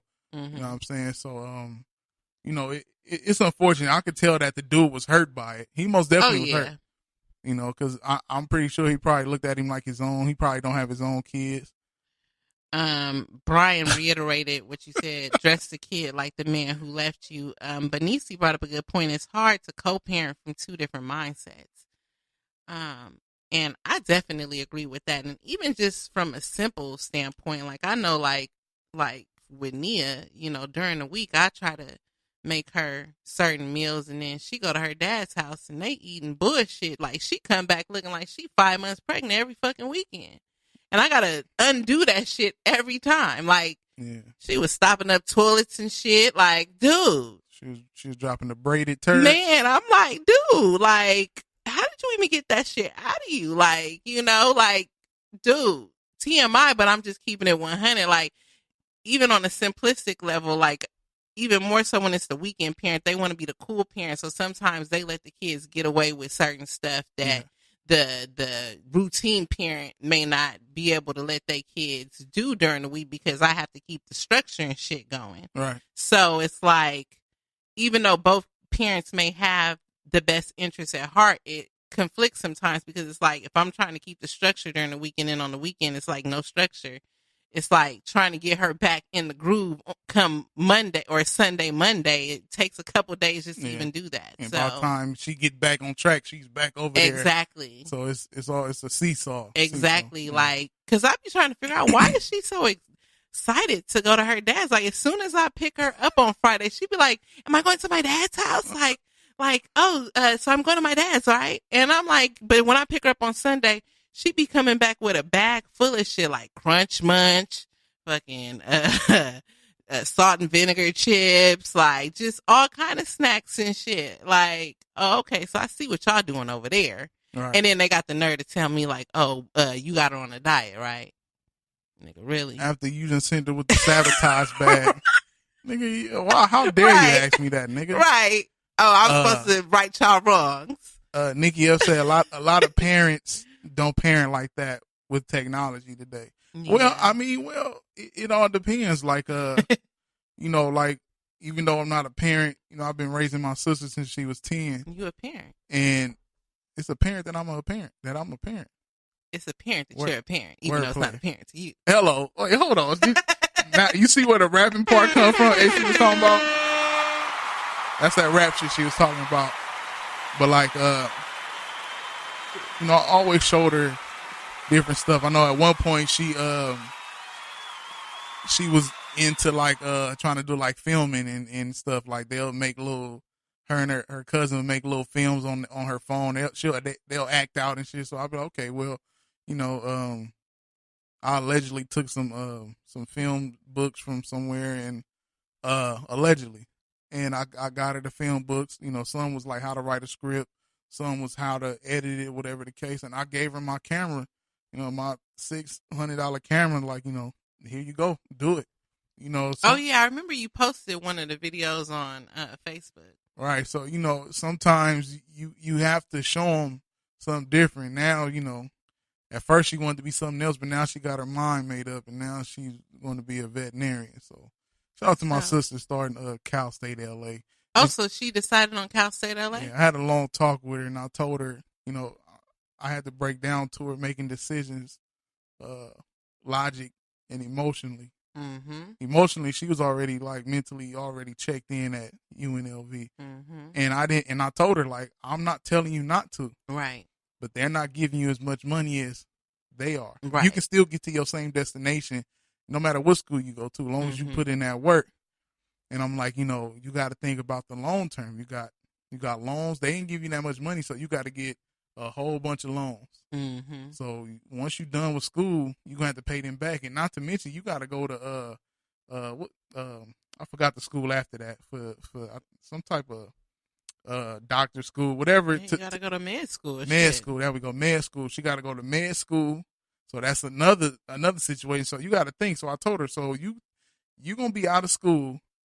You got to think car note. You gonna have a house worth of debt by the time you finish med school. On top of everything else, on top of your loans. Mm-hmm. That's gonna be rough on you. Yeah. And not to mention that I'm trying to buy a crib. Hopefully by the end of this year or the middle of next year. So that's going to be also harder on me, because now I have to pay. I still have to pay. So, we don't know what'll happen, right. But you go where logically what would make sense is you not having as much loans, keep loans to a minimum. Right. I think the biggest loan she may have to take out is like $4,000, which we can pay that. That $4,000 is nothing. So, and when you're paying off in time, so that you still you local, you have to go far, whatever the case. And they have nice dorms too. Yeah, she's still going to be on the dorm, right? Even though it's not too far, she's still going to stay on the dorm so she can get that college thing. But I'm proud that she made the round of applause. Yeah, hold on, let me give it a round of applause. Two.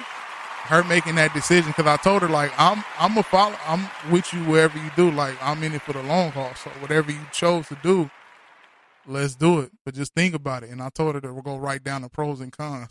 And I almost got teary-eyed one day. I was in her room.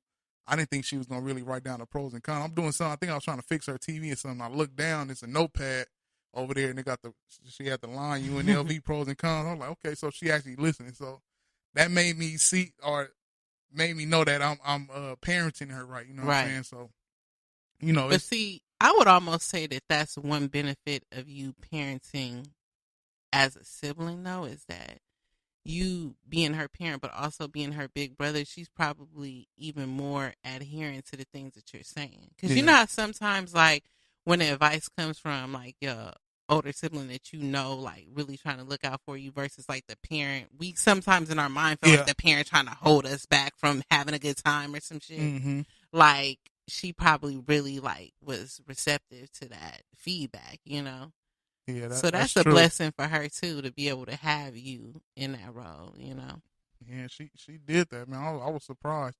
I'll show you the pictures later. She took there. She looked happy as fuck. She went there today for the Black Student Union. And, they already talking about starting up something called something marathon something, and they doing something dedicated to Nipsey already. So that let you know how powerful that nigga is, man, or was. And, definitely. Even after passing, like, people are still dedicated. Like, he showed people how to get more dedicated. Even me, I'm older than the nigga. I'm 3 years or 2 years older than the nigga, and he in his past, I'm like, damn, I've been going hard, but not hard enough.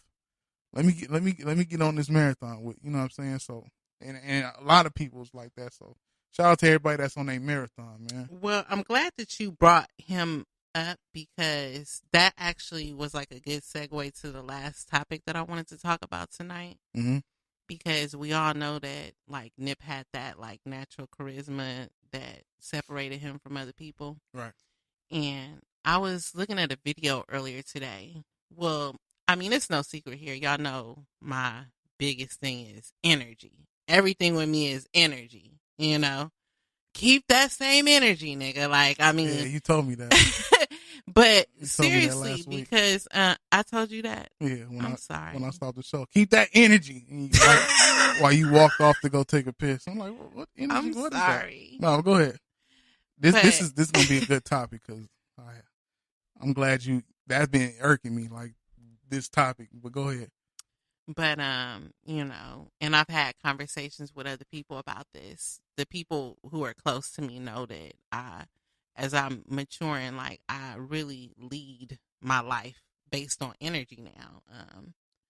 People who I've fucked with for years that I love dearly, I've, like, distanced myself with solely based on energy. Like for example, have you ever been around someone, it could even be a family member or, whoever, that, just their presence. It's like, or like, say somebody that calls you on the phone and you could have talked to them for like 5 minutes and you just feel fucking exhausted after you talk to them. Disgusted. It's a nasty feeling. Like, there's some people who, when they walk in the room, you talk to them for 5 minutes and you just feel like invigorated. You know what I mean? It's like their presence just makes you feel different, like, it doesn't even necessarily have to be, it could be in different ways. Like, it could be like you feel motivated, like just like how you talk about Nipsey, it seems like he invigorates you to feel like you can do bigger things. Right. Right. Then there's people maybe even like, who maybe make you happy. You know what I mean? And that could be great energy. So there's different types of positive energy, you know. It could be laughter, love, you know. And those are all good things. Or sometimes it's neutral energy. You know, like somebody could tell you something like how you told your sister the pros and cons. That's not like a super high or super low, but it was like neutral and it was effective. You know what I'm saying? Right. But it's that fucking vampire energy that I'm talking about tonight, ladies and gentlemen.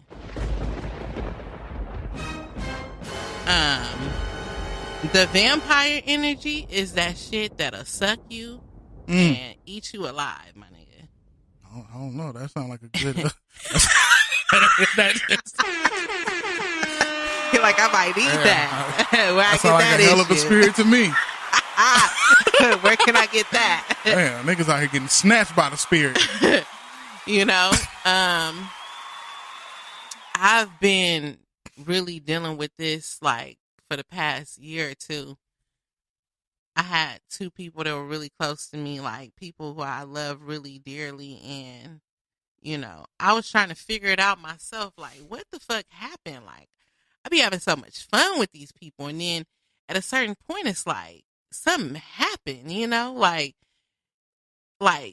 when I used to talk to him before, like, you know, I would feel better after I talked to him. You know, I'd talk to him about something. It could be anything. And then I feel better. But then, like, at a certain point, it changed. Like, it could be total opposite. I could say something as simple as like, oh, dang, it might be cold tomorrow. And then it could just be negative as fuck, just saying some basic shit like that, you know, or it might be sunny tomorrow, you know, anything like, oh, well, yeah, because y'all motherfuckers pay so much high ass rent to live in LA and that, like shit, like crazy ass shit, you know? Right. I don't know, man. Like, I be really trying to wrap my head around it because I know that my heart is pure because I feel guilty for not fucking with him. And I'm trying to figure out why do I feel like that? Because I technically didn't even do anything wrong. You know what I mean? But it's like, and that's kind of like what I was talking about last week when I was talking about the Nipsey shit. Like that's, and I guess that's why that hit home for me because that's the part that I'm trying to navigate. Like when you know that you've elevated yourself to a certain point where there's nowhere else that you can go with certain relationships, but it's still hard to detach yourself from certain people because you still feel like you know, owe it to the whatever to keep that relationship going, but it's toxic as fuck, you know? What do you do with that? But that shows growth. Anytime anything is toxic, you know what I'm saying? Mark stupid. He said, suck me alive. Yeah. I'm tired of y'all. Yeah. We need, hey, Mark, we need that spirit. Bring that spirit my way. Bring it. Bring it. Keep that I'm snatching out the air. We snatching it. But you know, I had somebody, that came through one day and just, and for those that don't believe in like spirits and, energy, like this shit is real because somebody could be around another negative person and that shit could hop on that person and then you come around somebody else just be like, why the fuck is you here? You know what I'm saying? Like, and I'm like, knowing this person's choice or decisions that they make in life and people they choose to be around has brought them to a like all-time low. And I told this person, like, you know, this person that you're around is very, like, toxic. Like, that person has an evil spirit. Point blank, period. Like, there's, yeah, LA Rent is hot. They on that. Yeah, y'all know. The spirits, the bad spirits that travel through people can most definitely hop off. But you seen movies where they walk down the street and they touch somebody's body and the spirit hop in them or whatever, or the evil spirit, like, that shit is real. Yeah, it is. And it could change your whole mood, because when that person was here, my whole mood just like, and I'm usually a upbeat person, or, you know, happy. Right. Like, I don't show stress a lot. I'm always uplifting and whatnot. So that person came, I'm just like, my face, and I felt my face like, damn, what my face? I got the ugly face. I'm about to spit some vicious bars. Right. You know what I'm saying? That I sit there with the crazy face, and it's like, yo. And then when the person left, I got back like normal. It's like, damn, what the fuck was that? That energy shit is for real. You know, and that's why you have to be careful who you keep around. Right. Because sometimes you outgrow people that you're around. Right. And there's nothing wrong with outgrowing people because, you know, everybody's not going to grow at the same rate. Right. You want to hope that when you do grow, they see you growing like, you know what, I'm trying to get on that level. Mm-hmm. Let me change my life or whatever, or let me do what I do. Some people don't give a fuck about growing. Some people will stay at the bottom and complain about it all the time and do nothing about it. Mm-hmm. We don't need to be around them people. No, we don't. You know, I try and surround myself with people that's dedicated to anything. Like, I don't give a fuck what you dedicated. Well, I do give a fuck. Not no negative shit, but like, you know, in your professional field. Yeah. If you dedicate as fuck in your professional field, I need to be around that because I need that energy and to help drive in my professional field. You know what I'm saying? Like, you know, I look up when I do this podcast thing, I look up to, you know, broadcasters and I sit and watch and study them because that energy that they put out, I need that. Right. Getting rid, like you have some people who just can't get it right because of the people that they have in their life. Some people, and thank goodness, you know, for you that you smart enough and understand spirits enough to be like, I got to separate myself. Even though I feel bad, this is what I got to do for me and mine. Because if I'm around this person, you know, and it don't change, it'll be negative. You'll think negative. You'll be doing negative shit, and you won't understand why. You get home like, damn. It's like going out. It's like when you go out and you get home after a night out. You look at your account like, God damn, I fucking up. I didn't know I spent that much. You know, you spent that much time and energy into this person or being around them. It's like it's nothing coming from it, especially when they negative. Like, I have a friend that every time I talk to this motherfucker, it's some negative shit. Mm-hmm.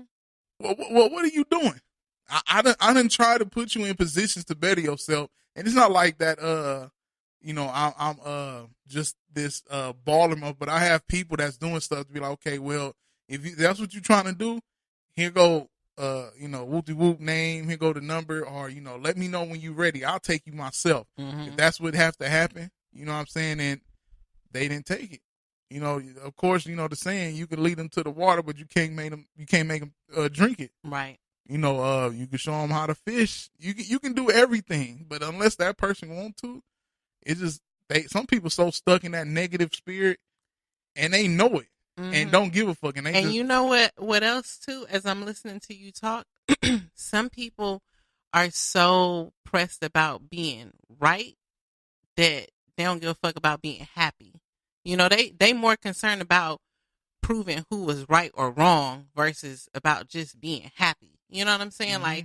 Like even when it comes to, like, say when you do have a disagreement amongst a group, like we have disagreements at times. Right. Look, I'll admit if I was fucking wrong just for the sake of being happy. Look, we got work to do. You know what I'm saying? Like, right. What I'm about to do, be like, no, fuck that. Like, you was wrong, nigga, because you let me sit here and keep drinking that shit last week, nigga, knowing that I was following that shit up with fucking liquor, nigga.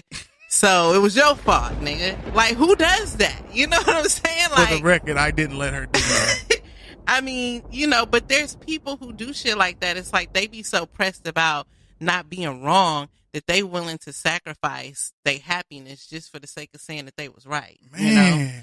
You know? And that's one thing that I do pride myself on is, like, you know, I don't give a fuck about being right. Like, I mean, now I do have my moments because I am stubborn. I will talk shit, but when it comes to people who I really care about and fuck with, like, I will be the first to admit that I was wrong because I genuinely care about seeing the people that I love happy, and I want to be happy, you know? Right. And I've known you since I was, maybe like 13 or something?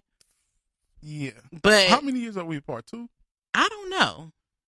What year you was born? 85. Okay. Yeah, we're 2 years apart. I've known you for a really long time, but I can honestly say that I never really knew you like I've known you for the past year. Right. You know what I mean? Right. And I've learned so much about you in the past year. And, you know, I can honestly say that, you know, what separates you from other people is the fact that, you know, you are willing to take the time to put in the work to make sure that the shit is gonna be done right. Like, Thank see, you. a lot of niggas be so pressed about getting some shit done quickly that they not really focused on trying to do the shit the right way. Mm-hmm. And that's energy too. Have you ever been around a nigga who trying to hurry up and get some shit done? You could feel the shit coming up off the nigga. Like, you know, like even if a nigga cleaning up the house and he rushing, you know what I'm saying? You can feel the energy coming up off that motherfucker versus somebody who got their music bumping and they ain't tripping. They just having a good day. Hey, I'm cleaning up. It's my Saturday, whatever.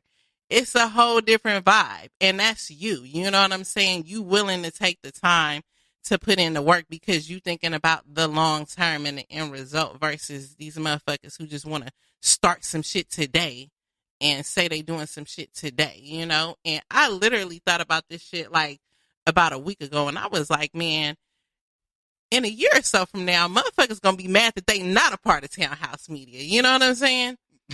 And even like, that's not a thunder. That was like a round of applause moment, you know? And like literally like everybody that's a part of Townhouse Media is like, you know, positive as fuck. And even like that rant that I had last week, I think the only reason why I was in my feelings about being blocked by Dolly is because he's another nigga who's always on some real shit. And I probably just was in my feelings because I don't want to feel excluded. You know what I'm saying? But truth be told, like all of y'all are like such positive people, and you know it's just good to be around people who just like on some positive shit and got good energy. And you know, it just sucks that Nipsey shit took out our little group chat though. I don't know if we could bring that shit back, but niggas was with the jokes and shit. It has been a void there. But that, you know, that wasn't even the main thing. The main thing was like, yeah, I think, and I had to leave a group that I was in. Like, it was taking up too much of my time.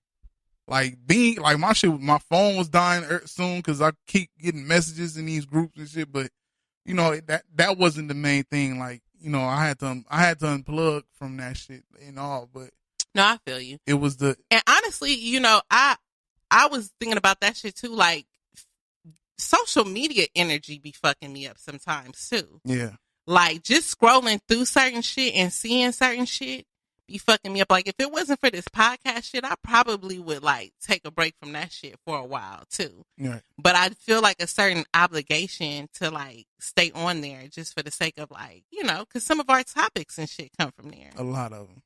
A whole lot. Yeah. Think about it. If niggas trying to figure out if it was an earthquake, niggas don't go on no weather.com. Niggas go on Facebook. You know what I'm saying? You be like, damn, was it an earthquake? Nigga hop on Facebook to see if it was a fucking earthquake. You know what I'm saying? Niggas ain't jumping on no weather.com or even Google. Like, you jumping on fucking... The only time niggas get on Google is to settle a debate. You know what I'm saying? Like, motherfuckers... Nigga, that's not what that shit... Nigga, Google that shit. Yeah. You know? But beyond that, all the facts is coming from Facebook for the most part. For real. Niggas for sure go to Facebook for confirmation. Like, damn, was that an earthquake? You hit the timeline like, earthquake. Like, oh, yeah, that shit was earthquake. You throw the phone back down like, all right, we good. Shit. But anyways, you know, that's pretty much the shit I wanted to get off my chest. So, in other words, if you don't hear from me, nigga, your energy's fucked up. That's pretty much the long story short. Well, with me, for those that's listening, my friends and, you know, family and if you don't hear from me, like, it's because my brain, for one, my fucking memory is trash. Yes. Yeah, I feel like I'm the best friend somebody have and the worst. Only worse because of me keeping in contact. Like, my shit, because I go through so much and dealing with so much on a daily. I'd be like, damn, I ain't talked to Whoop. My boy from the Sandbox hit me up. Well, yeah. Also, you don't even be remembering what the fuck motherfucker said. Yeah, I don't. You know what I'm saying? Half the time, niggas gotta rehash what the fuck was said. Like, I didn't say that shit. Nigga, you said that shit. Hey, yo, I done said some shit. I done said some shit that was somebody else shit that somebody told me, like, man, what the fuck? Like, what happened with that? Yeah. But, you know, my boy from the Sandbox hit me up. That nigga, first, I was like, hello. That nigga said, used to be my homie. Now you act like you don't know me. And it ain't even that. It's just the fact, and he know I love him like a brother. Like, but you know, it's just that so much happened. Like even this week, I swear I was supposed to do so much more this week, and I looked up and it was Wednesday. I looked up, it's today. Like no, this week probably was the fastest week in history. Yes. This shit went by so goddamn fast. You know what I'm saying? And usually it'll drag the fuck out, but it didn't. And oh, Lady A, please. I was gonna bring that up. She went there. She No. said she was supposed to be a part of Townhouse Media, but you No, that ain't what happened. Don't come on now. Let's be real. Don't do that. Don't do that. Anyhow. and Niecy said she gonna remember this the next time I'm drunk on the show. I'm really gonna try my hardest not to ever let that happen again. I'm gonna remember this next time. What's she gonna remember? What's she talking about? I don't know. Probably some shit I said. Ain't no telling. A lot of shit was said. You know, all in all, man, you know, the everyday life is about growth. You know, what they say, if you don't grow, something is wrong. We grow every day, just like we learn something new every day. Do people really learn something new every day? They should be. I learn a piece of information on the daily. I mean, even if you ain't doing shit, you should be learning something new every day. Yeah, something like whether it's even if it's the hobby that you like or your how to be a better person. And by learning something new every day, that's not somebody's fucking business either. What you mean? Like being on Facebook and learning somebody's business. Like, ooh, her and that nigga broke up, bitch. Like, that's not learning some new shit. I mean, like, learning some new shit. Informative stuff. Yeah. Like, I mean, even learning a new technique of, like, how to keep your edges. Like, that's learning some shit. I'm glad you brought up edges. How to fucking put a lace front on and keep your edges still. That's learning some shit. No. Ladies, please. Fuck a lace front. Do not put a lace front on. I'm cool with the weaves. Weaves is great. I'm trying to take a break on them shits too. The lace front though, like no one person hairline should be the same. Everybody hairline with them lace fronts is the fucking same. I hate seeing that shit. Yeah, it's trash. Like, you know, just keep the weave. Keep the weave. If you can't grow it, sow it. But I had this conversation today about people with dreads. I don't know how it came up. I don't know what the fuck happened. Oh, my brother posted a picture of, it was like 4 women, and they had, some had twisty, some had dreads. It said, can black women get back to this and leave the weeds alone? And I said, nigga, I was like, fuck no. No, women don't go get the dreads and twisties. Because once your shit start growing, that shit start pulling your scalp back, you're going to have all forehead exposed. And if you look at people who have, I tried to do the lock journey for a second. Did you see me when I cut all my hair off? Mm-mm. I probably wasn't around you around that time, but yeah, I had cut all my hair off and everything. And I was really committed. I mean, I was like, I loved myself at that time, but at the same time, my personality just calls for swinging some shit every now and then. What? And that, you gotta have some shit to swing every now and then, okay. you know? And like, when you going through that in-between phase where you trying to grow them shits out and it ain't nothing to swing, I feel a void. Like, it didn't work. Hey, look, Niecy said you ain't finna smash. You not about to smash no chick because her hairline straight. So, bro, stop. Niecy, let's be real. You know them fucking lace fronts. It's some shit like lace fronts is a no. But y'all know y'all love them like brought down edges. Man, them little whiskers and shit. Like that's old school shit when women used to get the toothbrush in the pro style gel. That brown gel to be sticking, look like money shots been hit on their face, be all sticking that white outline and shit on there. You remember them days back when they had the tube socks? Hey, I'm gonna get some finger waves before I leave this earth though. I never had none. I always wanted some of them shits though. The finger waves? Like sugar free? I want some of them joints. You want the sugar free ones or some different ones?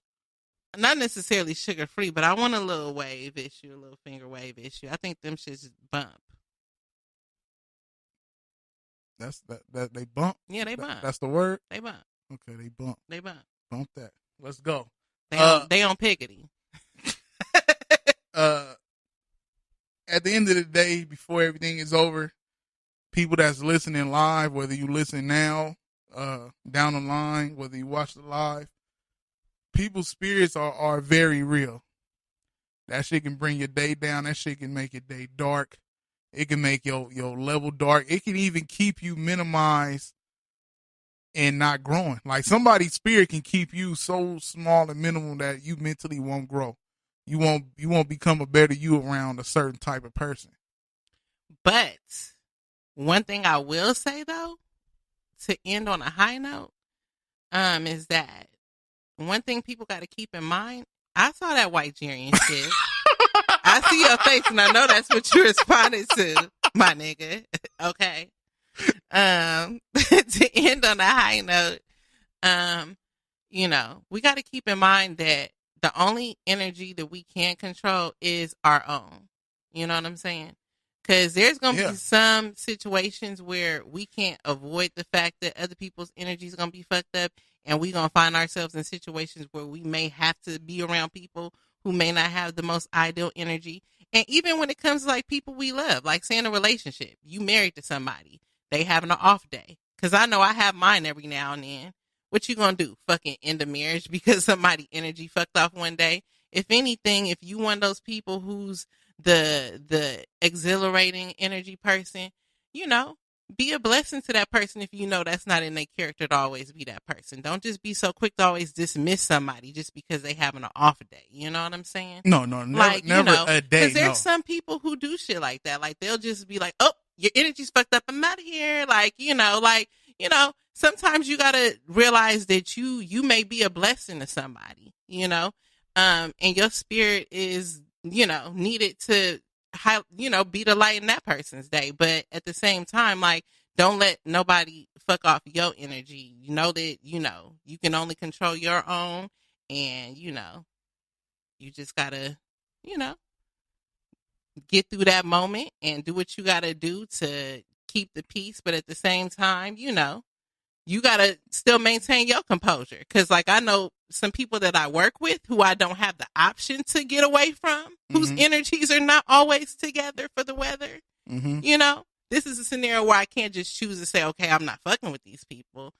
So I just have to kind of channel my energy in a different way. You know what I'm saying? Like I just try to still maintain my positive attitude. And if their shit is still fucked up, then look, I just try to dissociate, but let them know that I'm still here with my positive shit if they choose to fuck with it. Hello.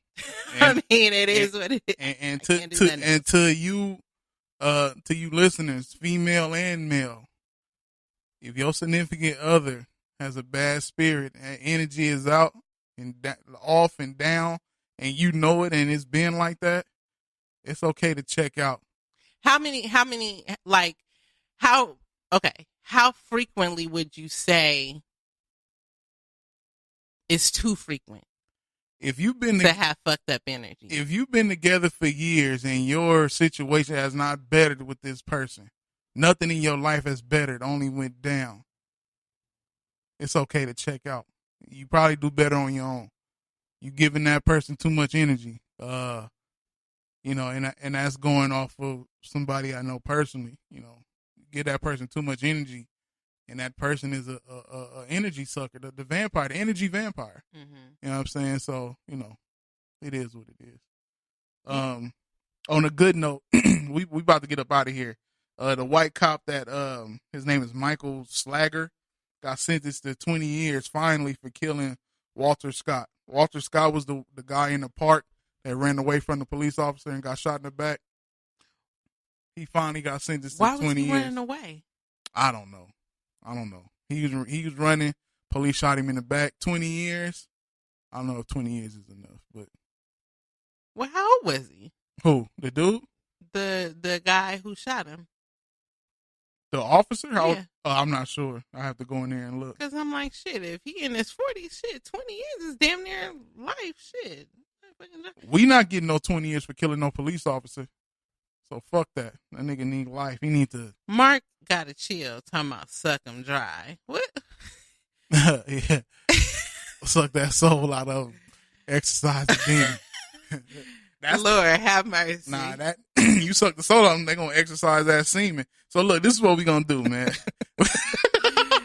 We about to get out of here. I appreciate everybody that's been in the line, that's listening. Shout out. And you know, My nigga Demas would come in at the 9th hour.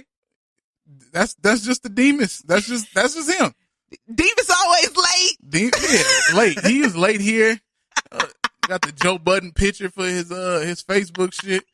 And man, we up out of here, man. You know, it's the marathon continues still. We're gonna bring this Nipsey in. That one take freestyle number 3, man. Everybody listening, appreciate y'all listening. We up out of here.